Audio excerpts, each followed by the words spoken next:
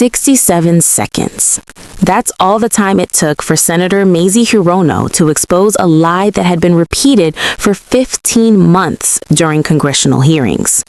For over a year, Kash Patel had relied on the same 3 words whenever questions about the Epstein investigation became uncomfortable. I don't know. He said he didn't know how many names were in the files. He didn't know which agents handled certain assignments. He didn't know what materials had been transferred, when they were moved, or why. 3 simple words that sounded like humility, but in reality worked as a shield that protected him from every difficult question.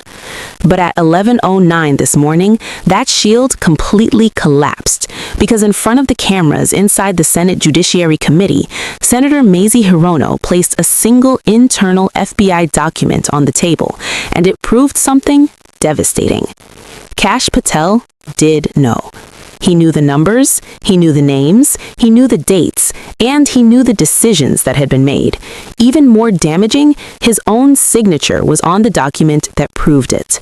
Stay with this video until the very end, because what Senator Mazie Hirono did today may be one of the clearest and most precise demolitions of a witness's credibility ever seen in a congressional hearing. No secret recordings, no massive stacks of files, no dramatic confrontation. Just one memo and 67 seconds. And if you're new here, make sure you subscribe because the implications of this document could move very quickly over the next 48 hours. Before becoming a U.S. Senator, Mazie Hirono spent nearly 30 years in public service. She served as a Hawaii state legislator, lieutenant governor, and congresswoman before arriving in the Senate. She is the first U.S. Senator born in Japan and the first Buddhist senator in American history. But inside Washington, she's known for something else. Colleagues from both parties privately say she is one of the most methodical and prepared lawmakers in the entire chamber. She doesn't improvise, she prepares. She builds her case step by step. And when Senator Hirono places a document on the table during a hearing, it usually means the story is about to change.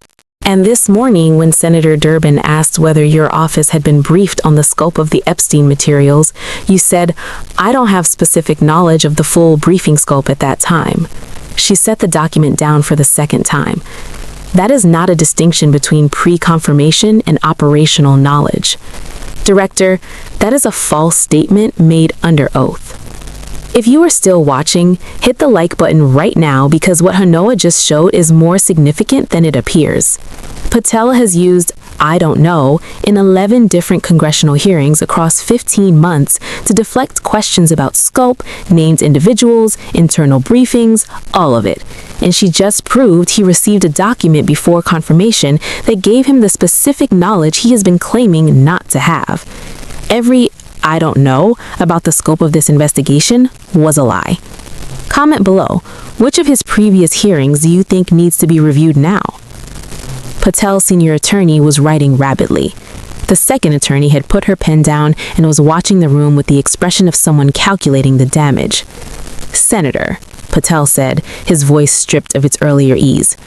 "Transition briefing materials are provided in a preliminary context and are subsequently superseded by operational assessments developed through the formal intelligence review process that begins on confirmation.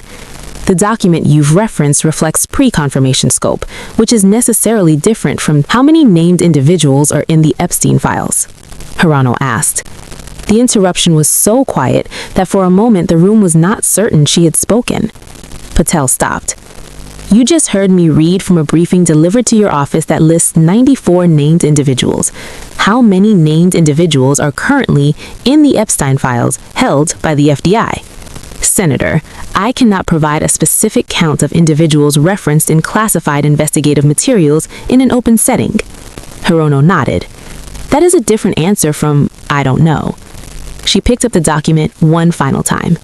"In your testimony on September 17, 2025, before the Senate Intelligence Committee, you were asked how many high-profile individuals were named in the Epstein files. Your answer in the official hearing transcript was, 'I don't have that specific number available.'" She set it down. The briefing delivered to your office on December 19, 2024, gives you that specific number. 31 high-profile individuals. You had it 9 months before Senator Kennedy asked you, and you said you didn't. She paused. Director Patel, I am going to ask you directly, and I want a yes or no answer. When you told the Senate Intelligence Committee in September that you didn't have the specific number of high-profile individuals named in the Epstein files, was that statement accurate? 11 seconds of silence. Patel looked at his attorneys. His senior attorney wrote one word on his legal pad and turned it to face Patel. The cameras positioned at multiple angles could not read the word, but Patel read it, and he straightened very slightly in his chair. Senator, I want to be precise about the distinction between yes or no.